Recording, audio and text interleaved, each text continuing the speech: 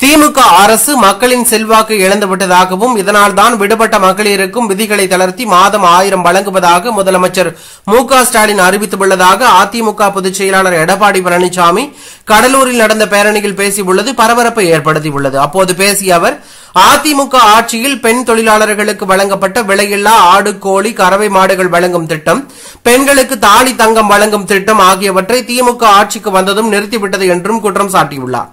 அத்துடன் எங்கள் மீது கோபம் இருந்தால் எங்களுடன் பேசுங்கள், ஏழை மக்களின் திட்டங்களை ஏன் நிறுத்தினீர்கள் என்று கேள்வி எழுப்பியுள்ளார். மேலும் அதிமுக ஆட்சிக்கு வந்ததும் அதனை மீண்டும் வழங்குவதாகவும், ஏழை மக்கள் பாதிக்கும் போது ஓடோடி வந்த அரசாக அதிமுக அரசு இருந்தது என்றும் பேசியுள்ளார். மேலும் அவர் பேசும்போது, பெண்களுக்கு 1000 ரூபாய் கொடுத்ததாக ஸ்டாலின் கூறுகிறார். தேர்தல் நேரத்தில் அனைத்து பெண்களுக்கும் 1000 ரூபாய் கொடுப்பேன் என சொல்லிதான் திமுக ஆட்சிக்கு வந்தது. ஆனால் 28 மாதங்கள் அவை வழங்கப்படவில்லை என்றும் சுட்டிக்காட்டியுள்ளார். அத்துடன் பெண்களிடமிருந்து எதிர்ப்பு வரும் என்பதாலும் அதிமுக தொடர்ந்து வற்புறுத்தியதால் 1000 ரூபாயை ஸ்டாலின் கொடுத்தார் என்றும், பெண்கள் மீது இறக்கப்பட்டு கொடுக்கவில்லை என்றும் தெரிவித்துள்ளார். தற்போது விடுபட்டவர்களுக்கு விதிகளை தளர்த்தி 30 லட்சம் பெண்களுக்கு 1000 கொடுப்பதாக அறிவித்துள்ளார். மக்களிடமிருந்து திமுகவின் செல்வாக்கு இழந்துவிட்டது என்றும் தெரிவித்துள்ளார். இன்னும் 8 மாதத்தில் தேர்தல் வருகிற நிலையில் தற்போது 52 மாதங்கள் பிறகு மாதம் 1000 வழங்குவோம், நிதி வழங்குவோம் என்று சொல்கிறீர்களே, இது நியாயமா? மக்களை ஏமாற்றுவது இல்லையா? தேர்தலுக்காக முன்கூட்டியே மாதந்தோறும் நிதி கொடுத்து தந்திரமாக ஓட்டு பெற உள்ளார்கள். ஆக மக்கள் உஷாராக இருக்க வேண்டும் என்றும் எடப்பாடி வலியுறுத்தியுள்ளார்.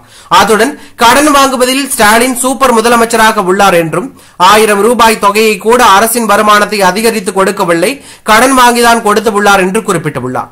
இந்த கடன் உங்கள் மீதுதான் வந்து விழும் எனவும், ஸ்டாலின் வருவதற்கு முன்பு காங்கிரஸ், திமுக, அதிமுக ஆட்சி மாறி மாறி நடந்தது. 2021ஆம் ஆண்டு 5.18 லட்சம் கோடி கடன் இருந்ததாகவும், ஸ்டாலின் 4 ஆண்டு கால ஆட்சியில் 4.38 லட்சம் கோடி கடன் வாங்கியுள்ளதாக தெரிவித்துள்ளார். மேலும் 2025-26 சட்டமன்ற தேர்தலுக்குள் 1 லட்சம் கோடி கடன் வாங்க திட்டமிடப்பட்டுள்ளது எனவும், இந்தியாவிலேயே கடன் வாங்குவதில் தமிழகம் முதல் மாநிலமாக உள்ளது என்றும் சுட்டிக்காட்டியுள்ளார். இதற்காகவா மக்கள் ஆட்சியை கொடுத்தார்கள் என்றும், பிறக்கும் குழந்தை மீதும் 1.5 லட்சம் கடன் உள்ளதாகவும், கடன் மேல் கடன் வாங்கி மக்களை தத்தளிக்கப்பட்ட அரசு திமுக அரசு என்று எடப்பாடி பழனிசாமி கடுமையாக விமர்சித்து பேசியுள்ளது பரபரப்பை ஏற்படுத்தியுள்ளது.